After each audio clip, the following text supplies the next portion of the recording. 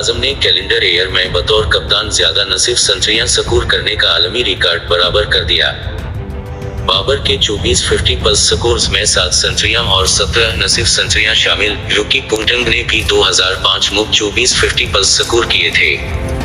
कौमी cricket team के कप्तान बाबर आजम ने बतौर कप्तान सबसे ज्यादा नसीब सेंचुरियां स्कोर करने का आलमी रिकॉर्ड बराबर कर दिया है।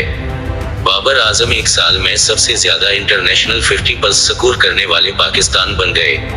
कराची टेस्ट की पहली इनिंग्स के बाद दूसरी इनिंग्स में भी उनकी नसीब सेंचुरी उनकी उस साल की 24वीं इंटरनेशनल नसीब सेंचुरी है। बाबर की 24 50+ स्कोर्स में 7 सेंचुरियां और 17 नसीब सेंचुरियां शामिल हैं। उन्होंने उस साल टेस्ट में 6, वनडे में 8 और टी20 में 10 50+ स्कोर किए।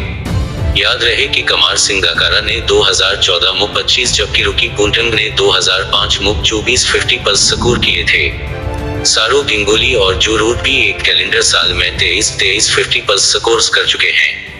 मिसबाह अल हक ने 2013 में 22 इंटरनेशनल 50 स्कोर की थी।